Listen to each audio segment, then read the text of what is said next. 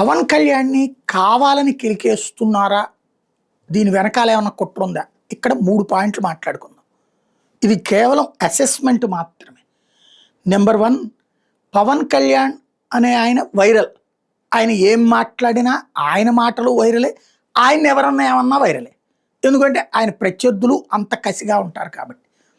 దాంతో ఎస్పెషల్లీ ఆంధ్రాలో వైసీపీ కావచ్చు, తెలంగాణలో టీఆర్ఎస్ అలియాస్ బీఆర్ఎస్ వాళ్ళు కావచ్చు, వాళ్ళకి పవన్ కళ్యాణ్ని తిట్టితే సంతోషం, వాళ్ళు షేర్ చేస్తారు, అది చూస్తారు.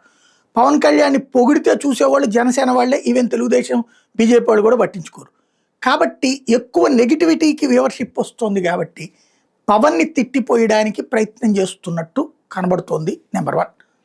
రెండోది, తెలంగాణ ఉద్యమం టైంలో హడావిడి చేసిన వాళ్ళు కేసీఆర్ వచ్చాక కొంతమంది బాగుపడ్డారు, ఆ తర్వాత చాలామంది పక్కకి వెళ్ళిపోయారు. అందులో ఒక 15% మందిని మొన్న రేవంత్ చేరదీశాడు. ఇప్పుడు మళ్ళీ ఒక్కసారి తాము లైమ్లైట్లోకి రావడానికి పవన్ కళ్యాణ్ని తిట్టడానికి ప్రొఫెసర్ నాగేశ్వర్ ఉదంతాన్ని వాడుకుంటున్నారు. ప్రొఫెసర్ నాగేశ్వరు వెనక్కి తగ్గారు, క్షమాపణ చెప్పేశారు. పవన్ కళ్యాణ్ కేసులు వద్దన్నారు, వదిలేశారు. కానీ రోజుకొకళ్ళతో ప్రెస్ మీట్లు పెట్టడం అంటే ఇది ఎవరు ఆర్గనైజ్డ్ చేయరు. ఒకటి ఆ సంఘాల వాళ్ళకే ఉండే కాన్సెప్ట్. ఇది ఒక రకంగా బీఆర్ఎస్కి పెద్ద మైనస్ అవుతుంది. ఎందుకంటే మొన్నటిసారి అత్యధిక స్థానాలు ఎమ్మెల్యే సీట్లు గెలుచుకున్నది బీఆర్ఎస్ హైదరాబాద్ కార్పొరేషన్లోనే. ఇప్పుడు ఈ సంఘాలని బీఆర్ఎస్ నాయకులు ప్రోత్సహిస్తున్నారని నేను అనుకోవట్లేదు. కానీ వీళ్ళందరినీ చూసినప్పుడు బీఆర్ఎస్ఏ గుర్తుకొస్తుంది. ఎందుకంటే తెలంగాణ ఉద్యమానికి అదే ఫేస్ కాబట్టి. వీళ్ళని అదుపు చేయడం దాని చేతిలో ఉండదు. కానీ వీళ్ళు చేస్తున్నటువంటి న్యూసెన్స్ వలన అది ఖచ్చితంగా ఆయనకే ఫెరిచి అవుతుంది, పవన్ కళ్యాణ్కి. ప్లస్ రేపు పొద్దున బీఆర్ఎస్కి మైనస్ అవుతుంది. ఇది నెంబర్ 1.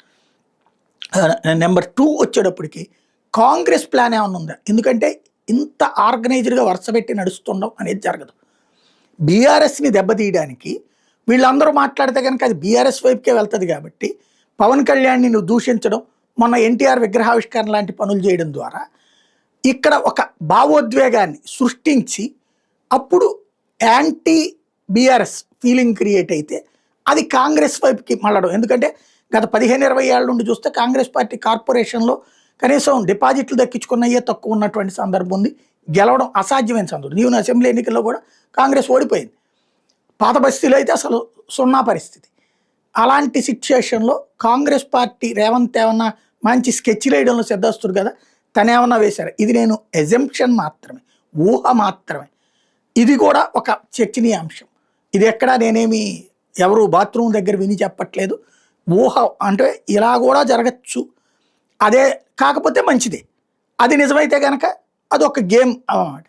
మూడోది వచ్చేటప్పటికి తెలుగుదేశం భారతీయ జనతా పార్టీలకి వాస్తవంగా ఇప్పుడు బలమైనటువంటి ఛాయిన్స్ ఒకటి, హైదరాబాద్ కార్పొరేషన్ అన్నదే అత్యంత ముఖ్యమైనటువంటిది తెలంగాణ మొత్తం మీద. ఇప్పుడు పవన్ కళ్యాణ్ ఇట్లాగా ద్వేషిస్తూ ఉన్నటువంటి సందర్భంలో వీళ్ళందరూని ఎవరిని కంట్రోల్ చేయట్లేదు అక్కడ రేవంత్ సర్కార్, అలాగ ప్రోత్సహిస్తుంది. ఇంకో పక్కన అటు చంద్రబాబు నాయుడుతో ఉన్నటువంటి లింకుల్ని ఎన్టీఆర్ విగ్రహావిష్కరణ లాంటి దాన్ని అడ్డుపెట్టి రేవంత్ రెడ్డి గేమ్ ప్లే చేస్తున్నారు. అంటే తెలుగుదేశం ఓటర్ని 99% మొన్న వాళ్ళు లాక్కున్నారు. జనసేన ఓటర్ని కూడా కాంగ్రెస్ లాక్కోబట్టినే కాసిన ఆ ఓట్లన్నా వచ్చినటువంటి పరిస్థితి ఉంది తెలంగాణలో, హైదరాబాద్లో. కాబట్టి ఆ ఓట్లని యువతలకి లాక్కు రావడానికి వీళ్ళు ఏమన్నా ప్రయత్నిస్తున్నారా అన్నది చూడాల్సి ఉంది.